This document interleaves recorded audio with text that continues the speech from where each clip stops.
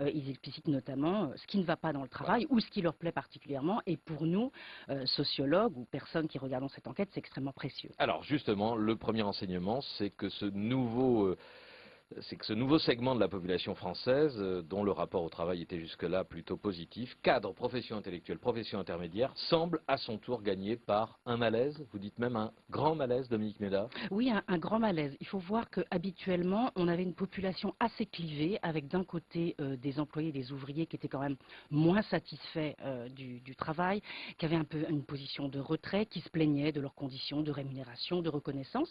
Et puis de l'autre côté, ces personnes-là dont on parle, cet échantillon-là, les cadres, les professions intermédiaires, les professions intellectuelles, qui étaient plutôt satisfaits. Et là, qu'est-ce qu'on voit? On voit en effet une très forte dégradation de leur rapport au travail, de ce qu'ils ressentent au travail. Une question pour l'illustrer, hein, on leur demande comment vous sentez-vous au travail. 5% disent c'est formidable, 25% disent ça va bien, et tout le reste emploie des termes comme je suis fatigué. C'est dur, mais j'y arrive. Je suis pas content d'aller travailler le matin, 30%. Hein. Je suis pas content d'aller travailler le matin.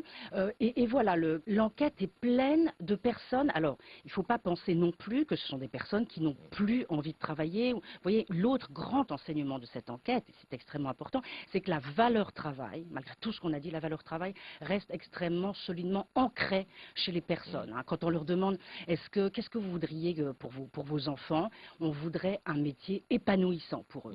Versus 3% des personnes qui disent on voudrait un métier où on gagne beaucoup d'argent.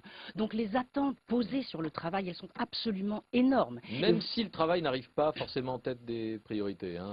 Alors, derrière la famille et parfois même derrière le loisir. Oui, je pense qu'il faut bien distinguer, et ce sondage, cette enquête nous permet de le faire, entre le travail idéal. Et quand on demande aux gens, c'est quoi pour vous le travail idéal? Ils disent, c'est un travail dans lequel je vais réussir quelque chose, c'est un travail dans lequel je vais continuer à apprendre, c'est un travail dans lequel je vais avoir du lien social. Ça, c'est l'idéal. Et puis, qu'est-ce qu'on regarde? Donc, des attentes très fortes et très, les chercheurs ou les sociologues disent post-matérialistes. Hein, c'est pas un truc matérialiste, je veux juste gagner de l'argent.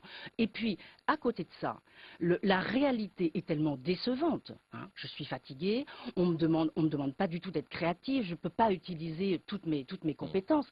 Et au contraire, je suis écrasée par les logiques de rentabilité, de productivité. Ça revient fortement. Voilà, c'est le grand mot, hein, la grande plainte qu'on retrouve dans cette enquête.